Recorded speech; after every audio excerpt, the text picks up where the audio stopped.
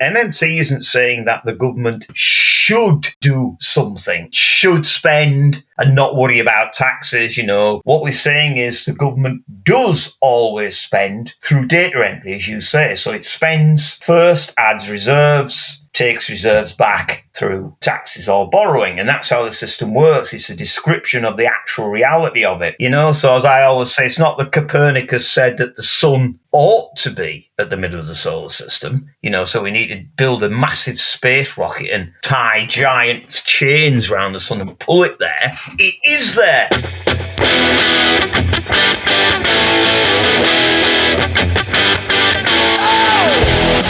This is the MMT Podcast with Patricia and Christian Riley. Hi, I'm Christian Riley and welcome to the Modern Monetary Theory Podcast. You can find us on Twitter at MMT Podcast, and you can support the show by going to patreon.com/MMT Podcast. If this is your first time hearing about MMT, you might want to listen to our first 3 episodes for an introduction, which I've linked to in the show notes, along with some other things that relate to this particular episode. And as ever, I've linked to where you can support this podcast financially via patreon.com/MMT Podcast. Support starts at $1 a month or £1 a month or whatever the equivalent is wherever you live. And no matter what level of support you give, you get early access to all of our episodes and patron-only episodes where you can ask me and Patricia MMT questions. We're 100% listener funded. Your financial support really helps keep the show going, and your support in other ways, whether it's by recommending us to other people or just by listening and spreading the word about this stuff, really helps too. A big thank you to all of our supporters so far, and thanks as ever for the time you put into understanding MMT. Let's dive in. Welcome one and all to the MMT Podcast. I'm Christian Riley. And I'm Patricia Pino. And we are delighted as ever to welcome back MMT scholar and author, Dr. Phil Armstrong. Hi Phil, how are you? Oh, I'm all right, Christian and Patricia. Great to see you. Hi. Great. So there's a couple of exciting economics events coming up soon. And one is the Global Forum on Democratizing Work, which people can attend online from the 5th to the 7th of October. But just to set the table in terms of MMT and work, when we're out there talking to people and advocating using the MMT lens, as it's called, to inform public policy, we talk about the fact that currency issuing governments spend money into existence. When they spend, they don't get the money from elsewhere and then spend it. The pounds or the dollars or the yen that are typed into existence using a keyboard at a central bank. And so we say, let's think about what we want to do in terms of policy, what we want to spend on, what are our priorities in light of that understanding, in light of the fact that government's not revenue constrained. And yes, we're aware that if the government tries to spend beyond a real resource constraint, that could cause inflation. So we need to plan government spending around that real resource constraint. And so in an MMT-informed policy debate, we'd be debating what kind of spending will lead to growth, what kind of spending will lead to inflation. Will that inflation be short-lived? Should it be tackled with other tools in the policy toolkit? Or should we let the market do what it does well and let those price rises signal that there's more demand than supply of a particular thing, and therefore maybe private enterprise will be incentivized to create more of that thing, stuff like that. So if we're having that kind of debate, that's probably where we want to be in terms of an MMT-informed policy debate, rather than, will this make the government run out of money, which is impossible, and only brought up to put progressive policies on the chopping block generally. So all that said, when some people hear the words modern monetary theory, they think it's just a proxy for government spending or stimulus, and they get worried and they think we're saying, hey, everybody just spend until inflation becomes a problem and then raise taxes after the fact. And then they say they don't trust the government to raise taxes because that's unpopular.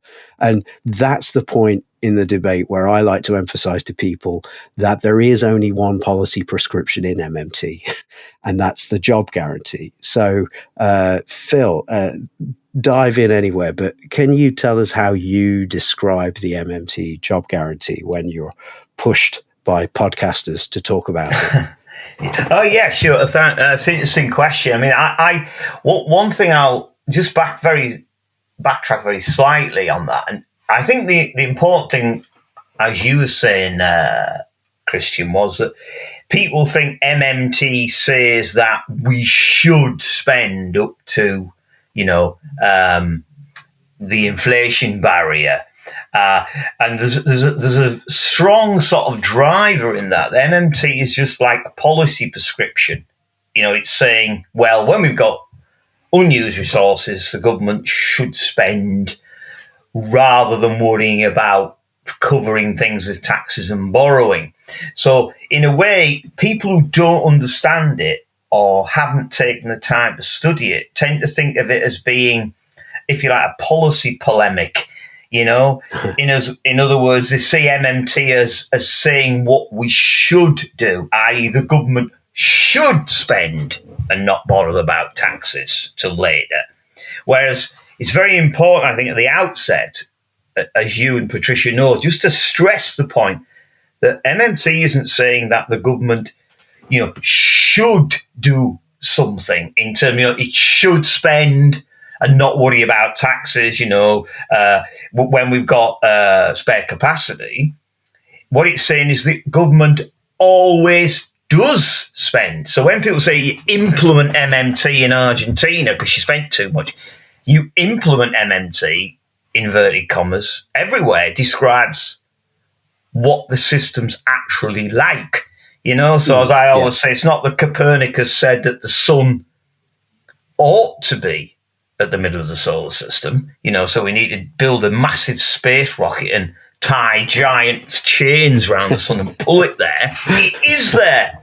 So it's nothing new. What we're saying is this is how the system actually works. It's not just a policy recommendation saying when you've got a bit of spare capacity, you can spend a bit more and not worry about taxes because we won't get inflation. Now, a lot of people do. And if people make MMT into that type of just like a policy recommendation, and they set it up like that to start with, then a lot of the things they say then follow. So you have to nip that in the bud, as you two both know, and say, no, what we're saying is the government does always spend through data entry, as you say. So it spends first, adds reserves, takes reserves back through taxes or borrowing. And that's how the system works. It's a description of the actual reality of it. Now, once that's in place, and as you say, that we know, don't we, that the government's not revenue constrained. It's constrained, obviously, by the amount of real resources, that we've got available in the economy. And obviously, a government needs to consider the best way that real resources could be used for, if you like, the public good in a general sense, and what role, the free market, free individual choice should have as well in terms of using real resources. So now, in a sense, that's a political debate. But if we say, and I might stray into a bit of my own politics, but I think first and foremost, through the democratic process, the state should be deciding how big the public sector should be. This is a political. How big should the health service be? How many of our precious real resources should be employed, land, labour, capital, etc., in the health service, in all the vital things, education. So those resources then will be, utilised, if you like, provisioned by the state. Remaining resources then will be available for the private sector. Now, my view really with the private sector is, of course, they're regulated. They have to act in the broadly defined public interest without straying too much into that, be ethical, be green, look after their workers. Now, any remaining workers that are not employed in the public sector per se, not employed by the private sector, have got a zero bid. So people who want to work and have not got an opportunity, the government would then employ them in the job guarantee pool. Warren often calls it a transition job. So these jobs would be hundreds of different types of jobs, community-based jobs, things like, maybe helping the environment, taking plastic out of the ocean, playing music to people, art. So jobs that have got flexibility in numbers, but they are in themselves valuable. They're not a replacement for the public sector. That's very important. And they're distinct from the public sector. And of course, then it would be at a fixed rate. That would have to be determined what that is, £12 an hour, for, maybe with full benefits associated with that. And then what would happen is anyone who's ready, willing, and able to work, but hasn't got a job in either the public sector, as I've just described, or the private sector, would then be able to access a job in the job guarantee pool, if you like, and it would be an automatic stabiliser. It would expand in the times of recession and contract in a boom time, really. So that's how I would see it. It provides a price anchor in as much as, normally speaking, if there's a boom, people have been unemployed a long time, haven't got the skills. So firms will have to bid up wages quite a lot to get new employees because they have to get them from other companies. With a job guarantee pool, that in principle wouldn't have to pay that much more than the job guarantee wage to get them, provided they offer a decent job, decent conditions, etc. So in other words, you've got your price anchor. Nobody ready, willing and able to work is denied that opportunity. People have got the self-esteem, the social network, etc. So obviously it's instituted at the local level, but funded by the currency issuer. And the other thing is people who are unwilling, unable to work, they're a social problem. They're not part of the working population, so they're not defined as unemployed. So that sort of issue, it's a social issue. Some people with mental health problems, can't work, whatever. And that's not part of the job guarantee team. That's a much more complicated social issue. And obviously I could talk a very long time about the job guarantee, but that's how I see it in broad outline, broad brushstrokes, if you like. That's great. Patricia, I was going to throw this one over to you. Right. Sometimes people think when we're talking about the job guarantee that because it's got the word job and the word guarantee next to each other, they think we're talking about forced labor or work for the dull. And, can you allay people's fear about that? Well, for some reason you say job guarantee and people hear job obligation, Yeah. Basically, the guarantee, first of all, it doesn't get rid of any of your existing benefits. It doesn't threaten any of that. It can perfectly go alongside all of that.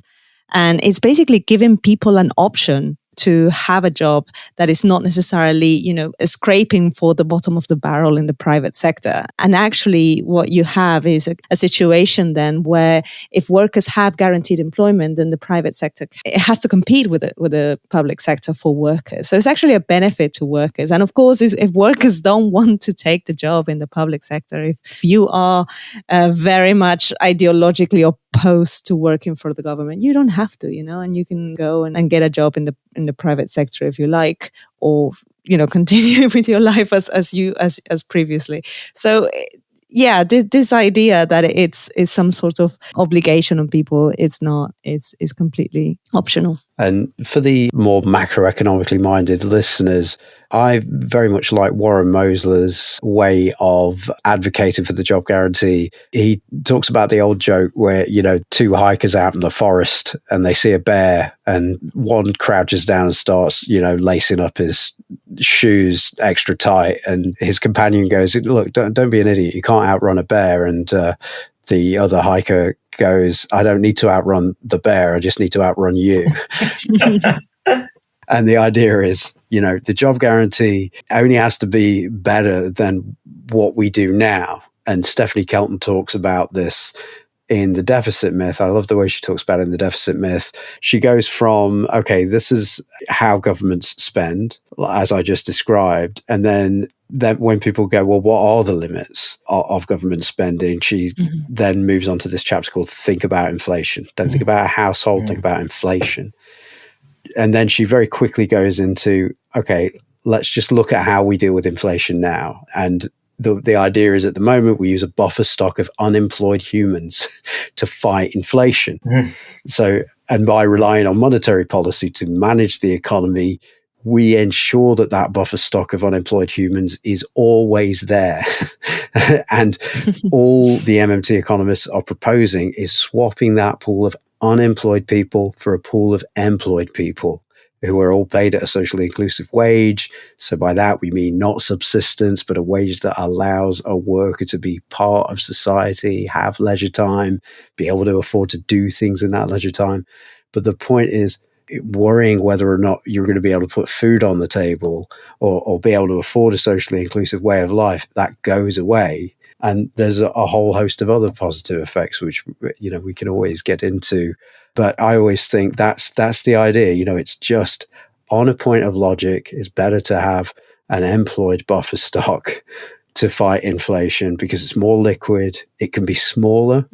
Employers prefer to hire people who are already working over people that are unemployed, that don't have a track record, you know, or haven't had one for a while, you know, and it solves so many of these problems, and it's voluntary as well. But, you know, those are my sort of go-to talking points about it. You know, I'm sure we could all list other positive effects. What I like about it as well is that depending on what angle you look at it, you know, if you believe in the private sector and the jobs of the private sector, you can still derive benefits from the job guarantee. For example, Warren likes to highlight the fact that, you know, the private sector likes to think of unemployment as a disciplining tool for workers, but in reality, they can only really hire people from the pool that is already employed, because hiring people who have been unemployed for a long amount of time can be problematic. So you can read it that way and turn it into a benefit for the private sector, but you also have, you know, if you're more socially minded, have this kind of amazing benefits in terms of what actually gets done. You know, well, the well-being of workers for one, but also how the communities would benefit from the work being done in the job guarantee. In a way, it standardizes what a job is as well, at the minimum. Yeah, you know, this is what you can expect in terms of pay, in terms of conditions. And the BBC reported this week that Scotland is going to trial a 4-day work week. Do you have any thoughts on that, Phil? Have you seen the story? I haven't seen the story, but I think in a way it's a question if you say, well, if it's 4 days of 10 hours, yeah, rather than 5 days of 8. Which it is, actually. I'm looking at the story, that's what it is, yeah. I don't honestly see... I mean, for some people, it might suit them because it fits in with their life better. Others, it wouldn't. Like my son's quite young and he works 4 long days, and then because he does a lot of training for running, he's got 4 days to do his training and other stuff. Other people wouldn't. Like I'm part-time anyway, but I wouldn't want to work 10 hours. So it would work if you could have 4 days of 8 hours, and then the question is, can people be as productive in 4 days as they can be in 5 days? You know, so in other words, if the fact that people are in certain jobs, and I haven't thought about it in great detail, but there will be jobs where people, if they're more valued, they're better rested, they could be actually as productive in 32 hours as they are in 40 hours. And that's the key question, because obviously if you are just kind of altering the structure of hours between days, I don't see that as being generally beneficial. I think a 4-day week would be okay. And I think there are ways, if you give people better equipment, better motivation, better training, where you can actually maintain productivity. So in other words, it is possible. As I say, it's not an area I've studied productivity particularly, but it seems to me that by shortening the number of hours people do in a week, if they are better motivated, have better social structures around them, better technology, they can be more productive. And obviously, if you think about it, we're much more productive now, aren't we, in a 40-hour week than we were 100 years ago in a 60-hour week. So, you know what I mean? It's not pie in the sky. It just needs thinking about how you can do it, if you see what I mean. So that's, to me, how you do that. Just going briefly back, I think it was Neil Wilson said it on what you were saying, Patricia, about, you know, the private sector, is that capitalism is very good at competing, or that's how it works. So what you got to do is turn itself on itself and make firms compete for workers, not workers compete for jobs. And that's what the job guarantee does. So if there's a baseline, you know, whatever, £12, £15 an hour with good benefits, firms then have to beat it. And the good firms that are efficient, look after the staff, do everything correctly, meet all the regulations, can do it. Yeah. And the bad firms cease to exist, and they should. Life's tough, you know. You're not there to let exploitative firms exist.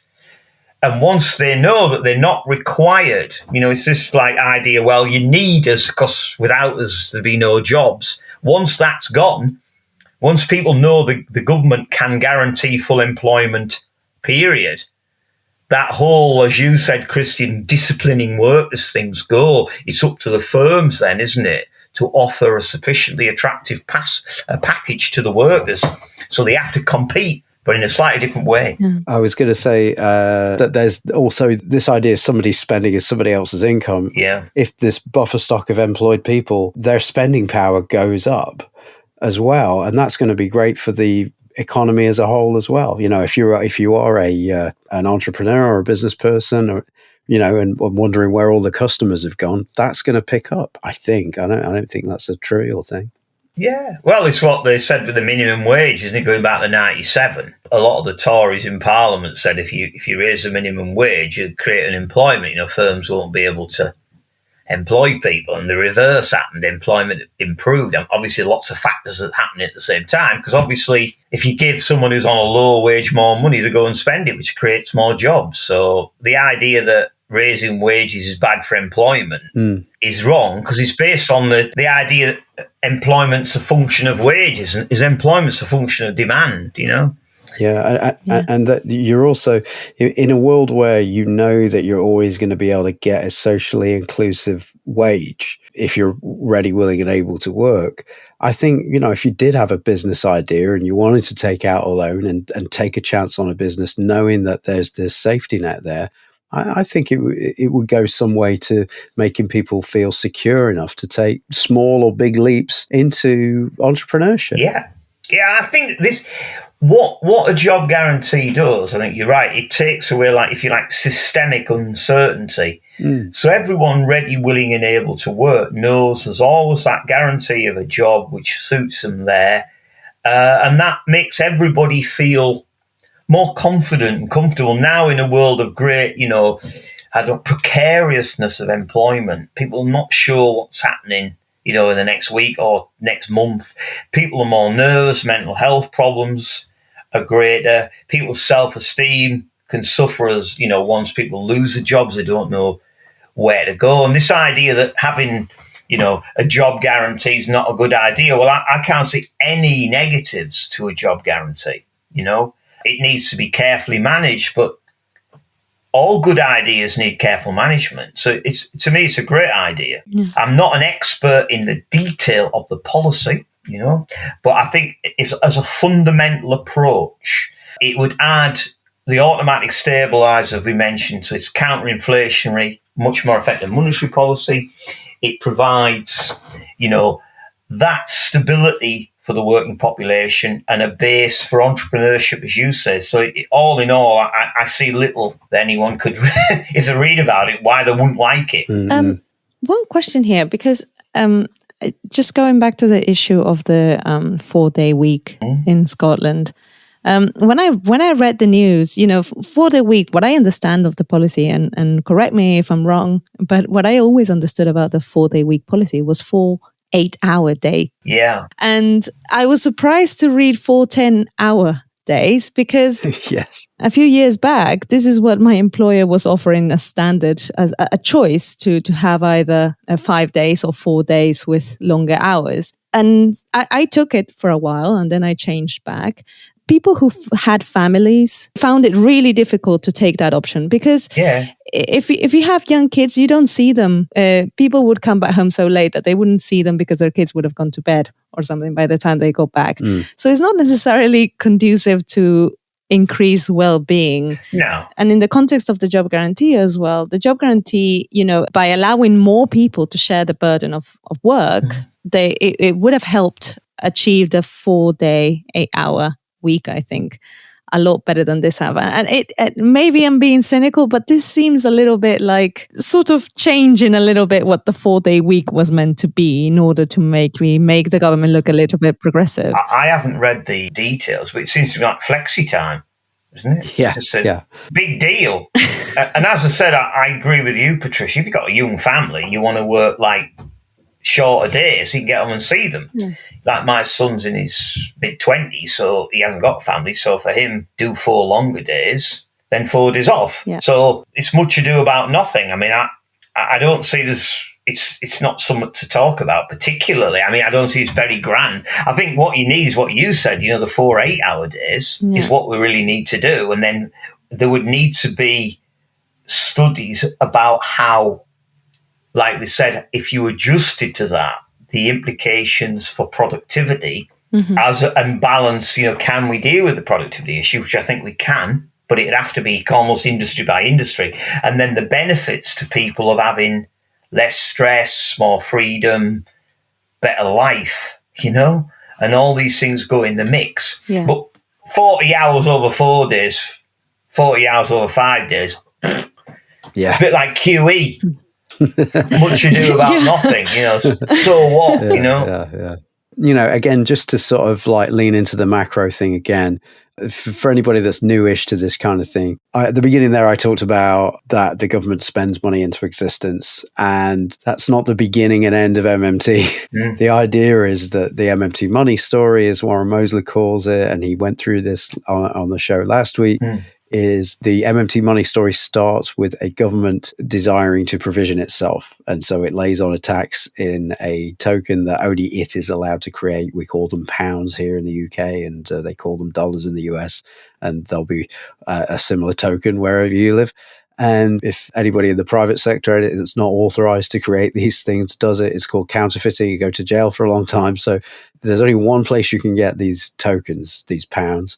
And this allows the government to then go, okay, you owe us £1,000 this year, for instance, and we call that tax or income tax, or, Warren likes to use just a property tax, just to keep the model simple. And then that creates people looking to do things to acquire those pounds in the first instance. So that before the tax was laid on, they're not unemployed. They're just in the private sector, minding their own business. The tax is laid on, and now everybody's unemployed, looking for things to do to pay their tax liability back to the state. And that allows the state to spend its otherwise worthless pieces of paper into existence to provision itself to pay for roads and bridges and staff hospitals and build hospitals and, have an army and things like that. So the idea is that's how money, if I could colloquially call our currencies money, that's how it comes into being and why it comes into being in modern money systems. And therefore, the idea of a job guarantee is, if you've got people left over after you've laid on the tax and you've employed the people that you want to employ, and you've left some spending power in the economy by not taking everybody's money off them in taxes and created a private sector, a market for all the other goods and services. If there's still residual unemployment after that, to me, when you tell the money story the way I just told it, that's on the government. They've either taxed too much or they've not spent enough, or some combination of the two. And it's impossible to target a precise number of pounds that's going to give everybody a job. So that's why the job guarantee is there. The government created mass unemployment in the first instance by running a modern money system using coercive taxation. And there it needs to fix its mistake. It is absolutely 100% a government policy failure when there is involuntary unemployment. So, that's why, say, Warren Mosley calls the job guarantee the base case for analysis. It's presuming that, hey, we didn't want to, actually create suffering and poverty and leave people without the means to feed themselves when we started this system, this provisioning system.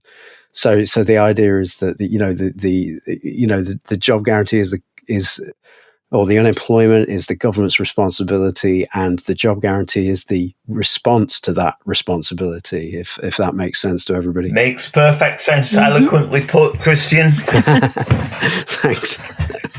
Yeah. Yeah. So that said, do you see or anticipate any hostility towards the job guarantee from, say, trade unions? in the UK?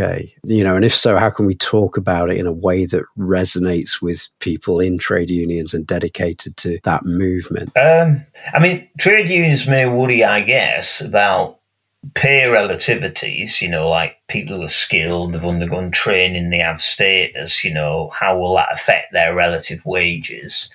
And I guess there may be a sense that if you're not careful, there might be some sort of blurring between, job guarantee transition work and the actual public sector, people who are like nurses and hospital porters and classroom assistants and things like that. So I think that would be something where it would have to be, trade unions would have to be part of the process, where they understand that the public sector is your number one. Before the private sector, the public sector, you decide on your resources in the modelling structure that you have in the health service, in education. And these are your bedrock of society. If you like, the key workers in society, they're down, pegging the ground. And then obviously the private sector takes possibly, 50% of the resources, whatever is left. And then what's left is the job guarantee. But the job guarantee isn't something you expect people to be in permanently. It's a transition job. So obviously some people maybe, like to stay in the job guarantee because it's great, fair enough. But it's, in general speaking, they'd move into jobs in the private sector when the economy improves. And obviously there'd have to be discussion with trade unions about things like pay differentials, how that's going to be structured to allay their fears. And also education about MMT would go along with that. And the other crucial thing, I think, is with the job guarantee, it is not popular with big business because, the idea of having a minimum wage in a job prevents them disciplining workers. And possibly even more important, they haven't got that ability to argue they're very important. Like, all right, we don't pay our workers much, but without us, where's the jobs coming from?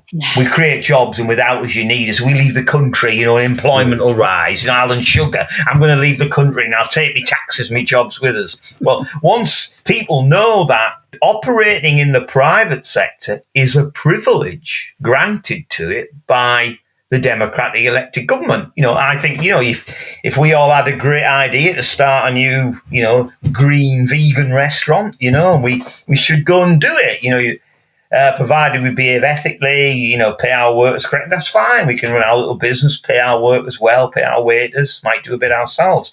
That's fine, but it's a privilege to be able to do that. And so once it's very clear that unemployment, as you said, Christian, any unemployment is logically always the government's fault because they've either overtaxed or spent, the net spending's too low. So, that's not saying the private sector doesn't have a role. In my opinion, it does. But they can't bully the government. If they don't like it, there's always someone else who'll do that. And the good firms will always do well. When I'm teaching engineering, we have guys come in, and the ones that pay their workers well, the ones that obey the regulations, the ones that are green, the ones that invest in their workers, they are generally speaking successful. Obviously, COVID affects people, etc. You run a good business, you look after your workers. There's no guarantees in life, but you're going to do better than if you exploit people because, paying people well, looking after them, pays dividends, to me. So, that's the thing. There will be problems with the job guarantee. Anything new's hard, but they're not insurmountable problems. And the benefits of it outweigh any difficulties, I think. But there will be opposition, I think, from business people who see it as a threat to their cosy lifestyle. And it is a threat to big business. I'm a bit of a radical, and that's good. It's a threat to big business, But I won't go down that road, Because, if your business model relies on being able to pay people less than a socially inclusive wage, and that's what the job guarantee is going to disrupt, that was a bad business model. Yeah. I know it's Machiavellian, but, if we can't get you to care about people as employees, think about them as your consumers as well. Yeah. You're impoverishing them. They're not able to buy the output that you're making. I mean, I don't like to buy into that logic anyway, but I just thought I'd bring it up. Yeah. I think it's the thing about businesses. Exactly as you say, if a business can only operate by paying workers so low they can't live, they exit the industry. So people go in the job guarantee. Now, if people say, well, we're not competitive with other countries, so we get a load of imports. Well, great, we'll have all the imports, and the government can still maintain full employment. Mm-hmm. So imports are a benefit. So if we import stuff from other countries, because they're prepared to send us it, well, we'll have that, and we'll have more people in the job guarantee until some other private sector or public sector employer takes them off. If, sadly, at some point the foreigners won't send us stuff, then we'll have to make it ourselves. But the idea that you would find us more imports is good, because we can always maintain full employment, the currency issue. So that argument is, as strong as the skin on a rice pudding, as my mum used to say. Not with respect to the job guarantee, but in general terms. And so it's not an issue. Our job in society really is to educate people on MMT, and also, straying beyond that, to advocate, as you said earlier, Christian, for the job guarantee, because it's just a very beneficial policy, both in terms of economic stability at a macro level, but it's also beneficial for people that live in the country. And surely that's got to be good, I don't see any problem with it. And as I say, the people argue against it either don't understand it, or they have a vested interest in it not happening because it suits their personal interest rather than, if you like, the collective good. Mm-hmm. Just turning the corner, I was going to ask you, Patricia. So, this week the Bank of England employed a Goldman Sachs alumnus, Hugh Pill, as their chief economist. Any thoughts on that? It's generally, it seems that they think only ex-Goldman Sachs employees who are white and male can work at the Bank of England. It's the first question on the interview. I mean, what is there to say? I guess we'll see. If he's worked for Goldman Sachs, we can be pretty certain that he's going to abide by the sort of mainstream macroeconomic views about interest rates. Yeah, that's the big question hanging there for me. Like, what's the mood of the Monetary Policy Committee? It's just someone that looks pretty much like the previous person that was there. There isn't much change. They're all part of the same club. I bet they all knew each other beforehand. It's old bottle, old wine. I don't know this guy, but it'd be funny if he walked in, wouldn't he? Said, "Right, lads, we got it all wrong. Putting interest rates up is actually expansionary. So we're all wrong. Chuck out all those textbooks, that book by Dornbush, put that in the bin." I mean, unlikely, but possible, I guess, and I'll eat my words. I'll eat humble pie if he behaves like that. You won't be eating any pie, sadly. I think the pie will be very safely uneaten. I think that this guy, I don't know who he is, but he'll probably have the same old, put the interest rate up, then, of course, people will borrow a ton less, That's what I wanted to, do we think they'll raise rates?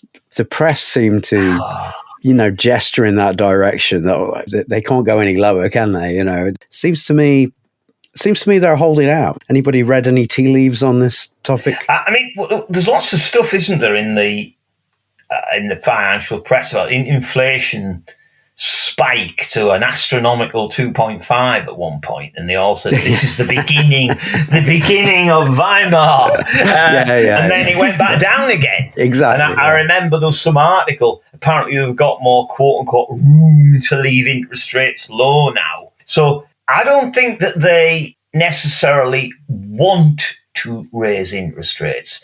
But what they want to do is let people know that if inflation looks as though it's going to spike, i.e. go to 2.5, then they will raise interest rates. So I think that's their message. Not 2.5. Whoa, oh God, no. I mean, the end of the world is nigh, So, and then what they'll do is they'll put the interest rate up and it'll do next to nothing. But what it will do will make inflation go up a little bit, probably. Don't know. Let me jump in there as well, and just for any pedantic people out there, or perhaps some guests that we've had on the show previously, when we say inflation, we mean CPI. That's the measure they use. Yeah, right? There's lots of ways to measure inflation. It's not necessarily inflation. Whoa. Yeah, well, Warren's going to write a paper on inflation. Exactly, yeah. That was our last conversation with him, yeah. And Warren's got a different view of inflation. He's writing for the Gims book. As you know, Warren sees things other people don't see, including, of course, me. I mean, I've written a lot with Warren, and I'm always amazed by his insight and his sense of humour. And he works with these old retired school teachers like me who are in the slow lane, and I'm looking forward to him particularly writing this chapter on his insights into inflation. Everything you think you know, Warren shows you maybe you don't. Yeah. But, I mean, this point he made, which I'd not thought of, which he's been making for years, when you public debt levels, and he's possibly mentioned to your listeners last session, when your public debt levels are very high, put the interest rate up, there's a lot more net income going into the non-government sector. And that will be a far more expansionary effect than any higher interest rates might have on reducing borrowing, or the effect that, borrowers have got a bit more money to spend. So in other words, it works the way they have it backwards, as Warren said. Yeah. And I find that I don't have any econometric modelling on that. I can't give you the data, but it just seems to me entirely logical. And when you kind of look at the general evidence of countries, like, say, a country like Japan that's had pretty much interest rate zero, and they've had deflation, you don't really find that higher interest rates seem to work. Well, Patricia was talking last week about a regression model or something like that shows that when the impulse, when you raise interest rates, for just a period, you get a leap in inflation.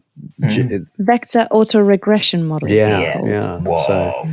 Now, many years ago, the 1970s, I did a first degree. And we talked about autoregression, autocorrelation, multicollinearity. Does this ring any bells, Patricia, on your... Yeah, of course. Now, I've forgotten about those now in a way, and I obviously teach engineering now, but this could be a thing for you, couldn't it? Giving you a project, you could build a model. Well, I'm trying to avoid it. Yeah, I know you try to avoid it. Wouldn't that be something special if you built a model, an econometric, complex mathematical model with all those words you've been chucking around for the listeners to enjoy?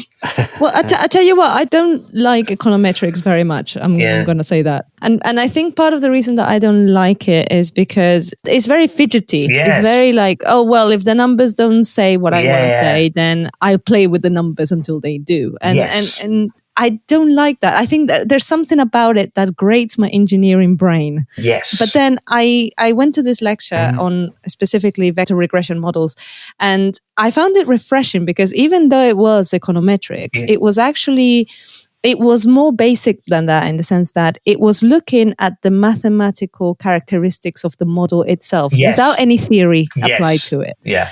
And I like that because they identified weaknesses or potential weaknesses in the model, potential ways for judgment to negate reality, for bad judgment to negate reality. And I found that really refreshing. But it's not something that's very straightforward to apply. It requires a lot of thinking, a lot of planning. Well, Patricia, you're young, and I've never ever heard anyone use the words refreshing and econometrics in the same sentence. So I'd like to thank you for that.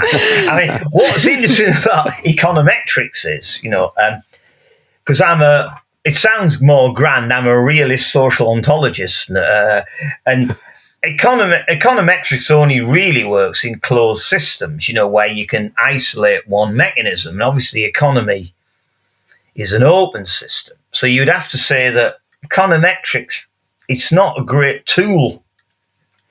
But the problem is that, as you know, if you're a radical economist and all of the mainstreams are doing econometrics, even though there's loads of problems with them, and as you say, Patricia, they keep on playing with the data to get the result they want, mainly because maybe the funding guy wants them to find a particular result.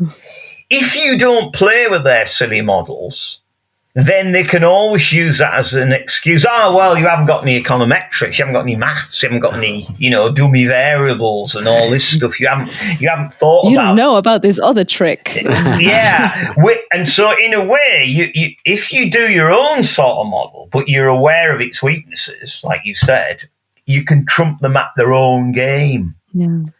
And in a way, I think it's always good. Not that I'm too old, I don't have the stats. I'm throwing these words at you that I remembered in the 70s, But at the end of the day, if you can do that type of modelling when you are, to use your word, refreshingly aware of the weaknesses of econometrics, it's an extra string to your bow, isn't it? Yeah, for sure. I know it's a weak, but I can still beat you. And they don't seem to be bothered. I mean, they've got loads of models that prove things that it's obviously wrong, or prove in inverted commas. Because all they do is prove the model. But if the model doesn't apply to the world, they haven't really proved anything. They've just proved that the model is internally consistent. Yeah. Which Jamie Morgan talks about, not to plug my book, Jamie Morgan talks about that in my book, because he understands all the maths, really well, unlike me. So he can argue with these guys at their own game and beat them, which is always an advantage. And there's an awful lot of false positives as well in econometrics. So sometimes, your model can tell you, yes, there is a positive relationship between this variable and that variable, say interest rates and growth, for example, or negative relationship. And if you don't know what the potential pitfall is, if you come in at anything lower than a complete expert level, then you might just miss, or you might take the wrong conclusion from that paper because you say, well, he's done a model. I don't know exactly, how these things work, but I trust that's okay. And it's too often exploited as a means to add a veneer of respectability. Yeah. And this all, as you'll find out, Patricia, in the economics profession, unfortunately, that maths and econometrics, I would argue, is primarily an exclusion device.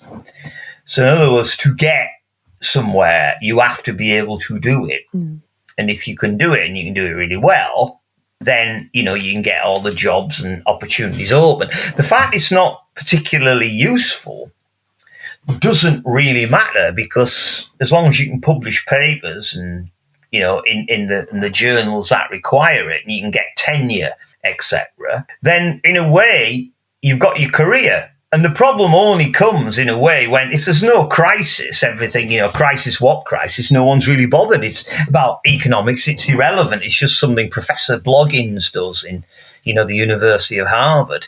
But when there's a crisis, like the news will, go to some middle-aged white guy wearing braces in an office, somewhere with loads of books behind them, and say, why do you think we've had, the financial crash? And they'll have to talk about the real world. Whoa. And that's not what they do. They talk about very highly abstract models, and it's got nothing to do with the world. And they mumble a bit, and they're not really sure. And it's not a surprise, because they're not doing that during the day. And I guess it's a guy who's studied the theoretical biology of a unicorn and worked it all out, and they know about how a unicorn with its two hearts or whatever. I don't know about a unicorn, but hey, no, that's and they know it works. They know the circulation of a mythical being, and they're all studying it, and they know how well it works, and they're doing mathematical models on it.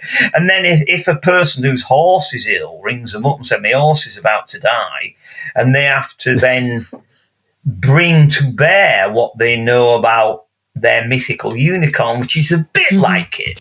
but not really enough to be useful.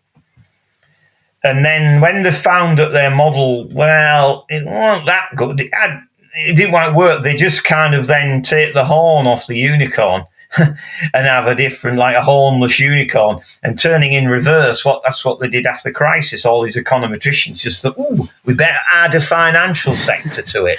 What? I mean, I'm caricaturing slightly, but only slightly, and that's the worrying thing. I don't want to go completely against math, because I happen to think math is a very beautiful language to learn, as for anybody, and I don't want to deter anybody from thinking that maths isn't important or worthwhile. It definitely is. The problem is, I think that any model, when you construct a model, when you try to express any aspect of the world with math, you are necessarily kind of isolating only a small section of the world, and choosing where you draw those boundaries has a huge impact on your model. Choosing as well, what relationships you're going to use to describe them has a huge impact. So if you don't understand the world, your math model will be rubbish, even if the model is internally consistent. It's as simple as that. Rubbish in, rubbish out. Well, you're spot on there, Patricia, because the arch critic of econometrics, Tony Lawson, is actually a trained mathematician. That's what he likes. See, he loves maths. So it's a case of wrong application of maths. And there's another economist, quite well-known guy called John Smithing, who's has a bit of a liking for MMT after a fashion. He's a way of putting it. He says that your ontology, your view of reality, should not start with maths. Which is kind of what exactly you're saying. That if you start off with a mathematical view of people, like they're all, utility maximizers and then put a load of mathematical constraints, where maths is the tool, if you like. So you start off with a realist view of what the world's actually like, and then the maths becomes a tool. But if you start with maths, if the maths is your ontological structure, then things go wrong, because the world isn't like that, and that's this. It's a paradigm. The paradigms can't really communicate well with each other, because when you have realists with people who've constructed mathematical models of the world, they don't have an interface. Neither of them really thinks what the other one is doing is valuable. But I love the idea of maths correctly, and if I was good enough at it, and ironically, a very, very long time ago, maths was actually my best subject.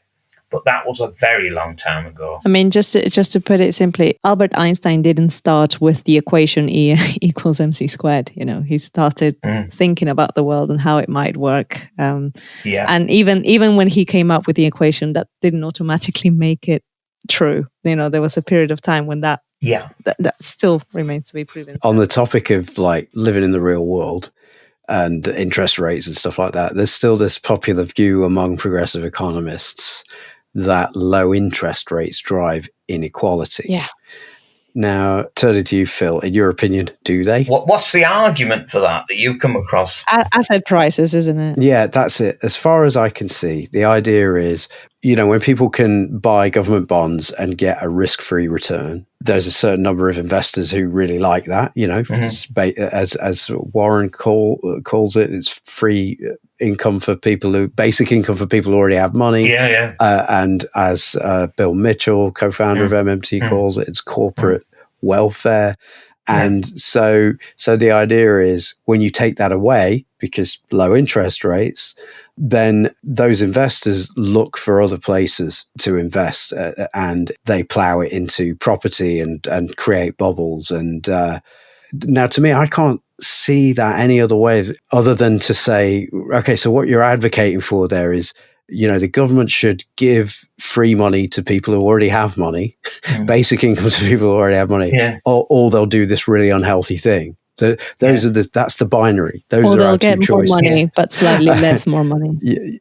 And so I just don't like the whole talking point, at all, because it's just like, so you better raise interest rates and give basic income to people who already have money, or it'll be disastrous, Yeah. I did have a little bit of a discussion with some sort of right winger on Twitter about this issue. But this argument that higher interest rates are good for the poor, that let's have a really high interest rate because that will reduce inequality. I'm thinking, well, hang on a minute. In basic terms, rich people have got more money, unless I'm missing something. And if you have higher interest rates, then rich people are going to get more free income for the money they've got. So putting the interest rate up will be a much bigger benefit, won't it, for someone who's got a big ton of cash in the bank than someone who hasn't got anything. And this guy managed to get a really convoluted argument as to why it works, a bit like you were saying about buying. But, I mean, it's not really rocket science to me that obviously if you've got low interest rates, poorer people can borrow money more cheaply for their mortgage, etc. So it helps people there. It's a cost, isn't it? So for poorer people, interest, whether it's often for richer or savers, people who've got a lot of money, then higher interest rates gives them a lot of money. So I can't see how any of this ridiculous stuff. You can make an argument, I think, for this idea of higher interest rates help poorer people because it's good for their savers, that type of thing. Mm-mm. By definition, a poor person, hasn't got any savings. Yeah. I think it's partly comes from the argument, I think, that a lot of the right wingers, the kind of Austrian school and all the crazy gang and these guys, they're all saying that the interest rate should be a ton higher than it is, because, the central banks are manipulating interest rates downward, aren't they? And they're getting all this malinvestments because if we just let the free market, whatever that is, determine the interest rate, it would be much higher. All right. So there'd be like all investment will be backed by saving. And the fact that interest rates are too low in their topsy-turvy model means that we have more inflation. All right. So that's wrong because, as you know, a lower reduces inflation. I got that wrong. And apparently one guy was trying to tell me that these artificially reduced interest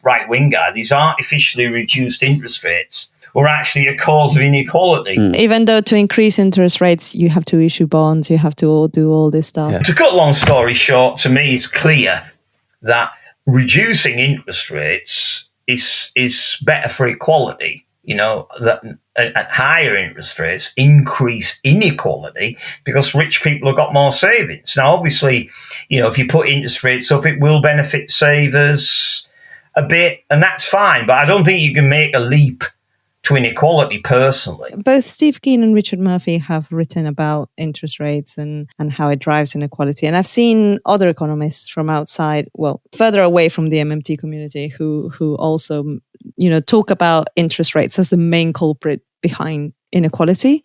I think Phil explained really well why that's pretty nonsense, right? What we're saying is we're going to avoid inequality by offering rich people even more profitable investments than what is out there. What they mean normally when they say this is they're referring to asset prices and most specifically to houses, right? To housing. And I really don't like that kind of line of inquiry because I think that there's too much attention paid to the interest rate and too little attention paid to many other big factors in the driving of both inequality and house prices going up. Now, correct me if I'm wrong. I think one of the arguments they make is, right, if the interest rate's low, rich guys can borrow loads of money cheap, buy loads of assets, and then get rich on the assets. Whereas if you put the interest rate up, it's not as easy to have an asset bubble. You see what I mean? So their argument is low interest rates encourage people to borrow tons of money, inflate bubbles, and make a load of cash. Do you see what I mean? That's their argument, I think. Right. But the problem with that is it assumes that the reason that you get asset bubbles is having low interest rates. When it's not, it's because of deregulation, fraud, low credit standards. So the idea that, say, for example, you had an interest rate of 2% rather than an interest rate of, 4%, that would mean that loads and loads of speculators would now think, oh, well, I can borrow money slightly cheaper. I'm going to go and buy up tons of houses. Basically, demand for loans like that is not particularly sensitive. Mm-hmm. You see what I mean? So that argument, if you have low interest rates, it encourages tons of borrowing and stuff, and that inflates asset bubbles. It's not the interest rate. You know what I mean? It's the deregulation of the system. If you had a system which was like properly organised with credit standards and trying to clamp down, like Warren says, tell banks what they can do, what they can't do, that's the way to prevent all these dodgy loans going out. In a way, what they're saying is we have to have very high interest rates just to prevent rich people borrowing money and inflating bubbles. But then they can all got the interest on the money they got in the bank, so they don't have to do it. So in a way, they win either way, don't they? Also, you know, the idea that higher rates are going to stop rich people borrowing money, it's like, well, they're rich, right? They can afford they can afford the interest payments. You know, that's going to exclude poor people more than it's going to exclude rich people. It just means that there's less investments out there that become attractive because you have to beat the interest rate, right? Yeah. Because it's called the risk-free interest rate for a reason, right? It's like what they're earning without having to move. Yeah. And in order for them to move that money away from those savings, they have to find an investment out there which is more profitable. And if there isn't anything out there, then they'll just keep it in there. But it doesn't mean that they'll earn less money as a result of the increase in interest rates. There is an issue, of course, with the way that the financial system has been deregulated, and a bunch of things have come in from the 70s. And you know, what annoys me is that a lot of these papers, what they say, oh, look, the interest rate has been dropping since the 70s and inequality has been going up. Hence, it must be a correlation between them.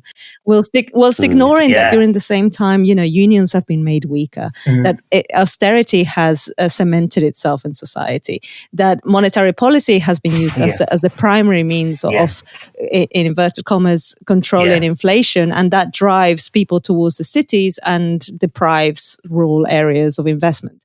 So you have all these other factors, but they choose to focus on the interest rate. And it's a very monetarist approach to solving social problems. Yes, yeah. I don't think interest rates, a personal opinion, I don't think interest rates are that significant, particularly if you're moving interest rates from 2, 3, 4, 5, 6%. I mean, you know, people say, oh, if you put the interest rate at 2%, there'll be an enormous huge amount of borrowing. It's going to blow the economy. Well, look at Japan, as we said. The interest rate's naught. Nothing's happened. It's still in deflation. Because it's not the interest rate, it's the level of optimism, pessimism that people have got about the future, and the level of regulation and stuff like that. So the idea that changing interest rates does much is wrong. It's not. It doesn't do very much. And what it does it the other way around. It's the only tool they've got, and the tool doesn't work. So it's like, you know, the thing Warren does about, you know, the kid sitting next to his dad with a little plastic steering wheel that's not connected to the car. It's like you can play around with interest rates, and interest rates don't do very much. But what they does do is in the opposite direction. And this idea that if you put the interest rate down, then suddenly there'll be a ton more borrowing because the interest rates on government bonds are very low, that everyone will move out of bonds and think, I'm going to go and start inflating asset bubbles. The world is simply not like that. It doesn't work like that. You have big credit bubbles when people are they all feel that they can't go wrong. You know, it's this Minskian idea Stability breeds instability. So in stable times, people are optimistic. They're going to borrow a lot of money. And if you let them do it, if your credit standards are low, even if interest rates are higher, they'll still do it. Interest rates don't do anything. And I think you're right, Patricia, when you talk about there are other factors. Inequality is nothing to do with interest rates, or very little to do with interest rates. It's to do with decline of trade unions. Austerity, the fall in the wage share and the rise in the profit share, outsourcing. These are the things that do it, not blooming interest rates. In terms of housing, you also have, the fact the government hasn't invested in housing. You have the concentration of people in cities. And then you have the fact that, for the last 3 decades at least, we started to see homes not as homes, but as savings accounts. And no policy is proposed to curb that at the moment. Yeah. And if you're a big speculator in property, if the interest rate went up to borrow money from 2 to 3% or 4%, if you were optimistic about the future, that you could buy a big load of houses and you could charge astronomical rents, and if there was no rules on how you could do that, you don't not do it because the interest rate went up a little bit. You're not bothered. The world's not like that. Otherwise, when people put interest rates up, it would, choke off any borrowing. And when they put them down, there'd be a huge flurry of borrowing. It doesn't work like that. If you look at the way people behave and you look at the way that the cycle moves, it's the reduction of credit standards and fraud and these types of things that when you get these big asset booms, not interest rates. I keep using the Shakespeare thing, much ado about nothing. But I think it's the only thing they've got, interest rates. Yeah. So they have to make it a big thing. If they said interest rates don't do much, what are they all going to do at the Bank of England now? They're going to sit on their hands. All we got is a toy car that don't work. We're going to fix all social problems. Yeah. Just voted themselves out of a job. It goes back to this groupthink thing that happens at the Bank of England. It just reminds me of a story that Cory Doctorow told us once. And the punchline is basically, no, we're a completely diverse workplace. I'm from Oxford, him over there, he's from Cambridge. Yeah. And it's a crazy world we live in, but it's quite funny in certain ways, in a dark way, sort of way, I suppose. Anyway, that was my little rant. I'm done now. And also, just to cap it off with the MMT view about that interest rate thing as well, is that, because the government's the monopoly issuer of the pound, let's say the UK government is the monopoly issuer of the UK pound, there is no interest rate on that unless the government say there is. Yeah. The government has to intervene to create a positive interest rate. To me, that's the response I think that MMT would have for the Austrians, which is, if you don't like government intervention, well, for starters, the government has to intervene to create a positive interest rate. And as Warren is often want to say, monopoly is the easy one to understand. Yeah. You spend half an hour learning that in microeconomics.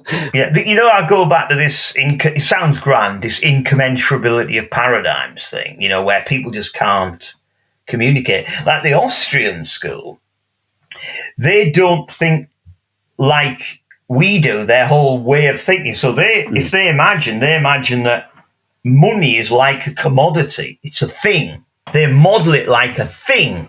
So the idea is that people save money first. So they put money somewhere, like a bank, and then people come and borrow that money. And obviously, if what tends to happen is that the higher the interest rate, the more people are prepared to put this money in a bank. And so, but the lower the interest rate, the more people are prepared to borrow it. So there is some, if you like, equilibrium interest rates. So I have a little, I don't know if you might have done this, Patricia, in your studies, the loanable funds theory. Oh, God, yeah. So basically, they're saying, right, there is an interest rate in the economy which equates saving and borrowing. Now, what the government apparently does is sets the interest rate below this rate for political purposes. So there's more borrowing than there is actual real saving. So there's not enough saved resources because the interest rate's too low. And then there's a load more spending on malinvestments, which cause a credit boom and inflation and a crash. But what they don't understand is money is not a commodity. There is no loanable funds theory. It doesn't exist. It's like the unicorn, as you said, Christian. Yeah. Money is just credit, and it's issued as a monopoly issue by the government, its agents, the banks. So there is no equilibrium interest rate. Basically, what happens is the supply of money just adjusts to demand. So more or less passively. Obviously, there are certain, banks might refuse to grant loans to people, but in general terms, if people want to borrow money, generally speaking, the money supply expands in line. So there is no interest rate in that sense. The government sets it. It's a monopoly, so it sets the price. Now, obviously, from an Austrian point of view, they just don't get that. They just don't understand money. The whole story of money's wrong. Is it the case that they get it because they're always railing on about fiat this and using the word fiat as a sort of derogatory, sort of pejorative term? And so they obviously understand that, and they probably obviously understand endogenous money. Like we say, the government controls money not by quantity but by price. Which is one of the two things you can do if you're the monopolist, right? Yeah. You control price and let quantity float, and that's what's going on. So I just wonder how they can understand all that sophisticated stuff and still not understand. Okay, so then the natural rate of interest is zero, right? I don't know. Well, you see, for them, the if you like, the natural rate, or whatever you want to call it, is the rate which equates real saving with borrowing in the economy. Now, but that exists on some sort of abstract plane. And their natural distrust of government says that because the government has captured a pre-existing monetary, because obviously, right, if you imagine Warren's story, which obviously the right one, is the state introduces money into the system. So it's the state theory of money. The government or a central authority historically introduces money. So without the state, there isn't a money. You know what I mean? If you imagine that, then the government's a monopoly issue, sets the price, etc. So that's fine. It works all sense. Now, for them, of course, they don't have a history like that. They have an idea of people, thousands of years ago. We can't say when all going around swapping sandals for fish and stuff. There ain't a state. They're individuals. And they decide they're going to, through some process, evolutionary process, they all end up with, maybe using gold or something. There's no state to guarantee its fineness or anything, but they can abstract out from that. So if you imagine, before the nasty old government comes along, what's really happening is that people are saving real money, and therefore when they do that, they won't be spending on real resources. Those real resources will be idle, and then someone can borrow that real money, and then in order to use up, if you like, those real resources. So as long as your interest rate is at the right level, then you'll always get full employment, because your interest rate will be at a level so that the demand for borrowing will be exactly the same as the supply of saving. Now, that's their model. That's how they think the system historically developed in that way, in a very abstract way, and I'm caricaturing it a bit.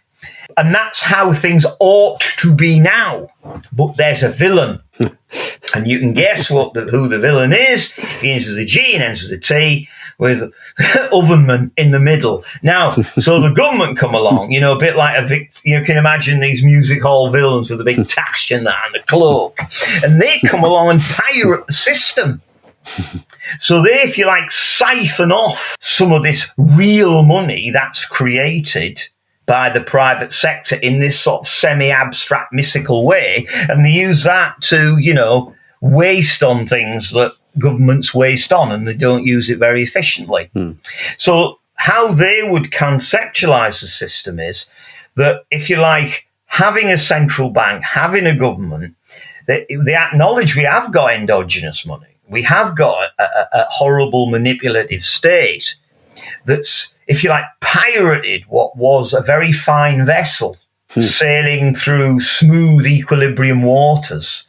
And now it's in the charge of the nasty old government by setting interest rates far too low. There's far too much credit. Credit isn't balanced by real saving, and we've got problems now. if you see what I mean. Yeah. So they kind of understand what's happened. So if you said to them, what should we do? They would say, get rid of the central bank, have free banking, that type of thing, which I won't go into. So in other words, the government and the central bank are the arch enemies. They were not there at the beginning. They were a late interloper, spoilt the party, and we need to get rid of them. Got it. Some of them do get the system, but they characterize it as a wrong turning. Yeah. Rather than being there at the start and being the right turning, if that makes sense. Yeah. I mentioned earlier that there are a couple of exciting things in the offing. Yeah. And the second one is that, Phil, you're writing a chapter for a book that will be published by our friends at the Gower Initiative for Modern Money Studies. Yeah. I don't know when the published date is, hopefully not too long, but your chapter title is MMT as Post-Neoliberal Economics, the Role of Methodology Philosophy. Whoa, sounds good. It's a pretty light topic. Can you give us an overview of what's under discussion? Right. There are a few guys who you meet and like super clever. Warren being one, incredibly clever guy. Bill's super clever. Randy Ray, super clever. You know the super clever guys. I met this guy called Jamie Morgan, and he is one clever guy. He'd be embarrassed, he doesn't like praise, but he knows loads about philosophy, like at all levels, but particularly the philosophy underpinning economics. And now I've written a little bit myself about ontology, realistic social ontology, starting, a bit like Patricia said, your starting point, what do I think the world must be like for me to see what I see? And from that point, obviously, you design testable theories and hypotheses without going into it in too much detail. Totally different to the, mainstream stuff. Let's just make up some axioms, build a load of mathematical models, got nothing to do with what the world's like. So what I really did is I wanted Jamie to talk about the best way for economists to go about theorizing. What's the basis of theorizing of any sort, including MMT? And this is this idea of realist social ontology.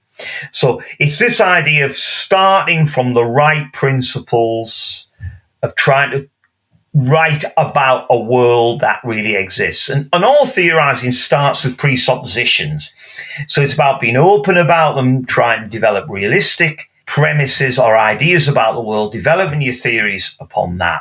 Then in my bits on MMT, I'm talking about how I believe MMT is consistent with a realistic view of the world, and that when you check its explanations and what it says about the world, they prove to be more accurate. So in other words, the empirical support of MMT is greater than mainstream economics. So that's really my chapter. So it's like, if you like, an underpinning chapter for the book, and it feeds into the others, because other chapters then develop key MMT issues like the job guarantee, like interest rates, like trade, like inflation. So really it's what's the best way of doing philosophy and economics? How does that fit with MMT? And a platform, if you like, for the rest of the chapters, which are more specific. I was very, very fortunate to be able to, if you like, recruit Jamie Morgan as my co-author because, as I say, he's an extremely intelligent guy, very, very well read. So that's been a real capture in terms of the Gims book. And for me personally, to write with him is a great privilege, So I'd certainly recommend my chapter, certainly Jamie's bits, So, we started off talking about the Democratizing Work event, which is the 5th to the 7th of October. Mm-hmm. And you're involved in a couple of the panels, Phil. Yeah, David Merrill and I kind of met together, and we've recruited between us some of, the UK's leading people in MMT. Obviously, we have Patricia. So basically, there's two panels, UK MMT 1, UK MMT 2. Ours is really about democratizing work, and what we're really trying to do is talk a little bit about finance and banking. I've got Andrew, who will talk a little bit about, his work with the Treasury model, with the two other guys. I'm also hoping to get Mike Hall who's going to talk a little bit about cooperatives and how you could possibly democratize banking. And then my third speaker sounds grand, my. I'm only the chair, I'm not actually speaking. And then I've got Randeep Ramesh from The Guardian. He's going to talk about the media, how people perceive MMT, and link that in. So, ideally, it'd be a panel. I've got my finance person, Andrew, and then obviously Mike and Randeep. And we're hoping there'll be a good audience online and we can talk about democratizing work with particular reference to finance. And the MMT2 panel run by David, well, I'll hand over Patricia and she'll tell you what she knows about that. I don't have the proposal here, but I'm supposed to be doing a talk on the job guarantee in Peru for that. So I'm hoping that the work on my dissertation with respect to the Peruvian economy also helps me frame the job guarantee as it might work in the context of Peru and by extension on developing nations. Really excited to do that. A bit nervous, I'll admit. And you're doing it in Spanish as well, too. You're on 2 panels. Well, I'm also doing it in Spanish for the Red MMT team as well. And that will be in a separate event. Lots to look forward to there. So with that said, we've been talking to Dr. Phil Armstrong, economist and author of Can Heterodox Economics Make a Difference? We're going to link to all things Phil in the show notes and also to where you can find details of the upcoming Global Forum on Democratizing Work, which takes place on the 5th to the 7th of October. And those 2 panels sound great, guys. It can be attended online from anywhere in the world, obviously. But for now, thanks so much for joining us today on the MMT podcast, Dr. Phil Armstrong. Thanks for listening, everyone. Thanks, Christian, Patricia. Great to be with you again.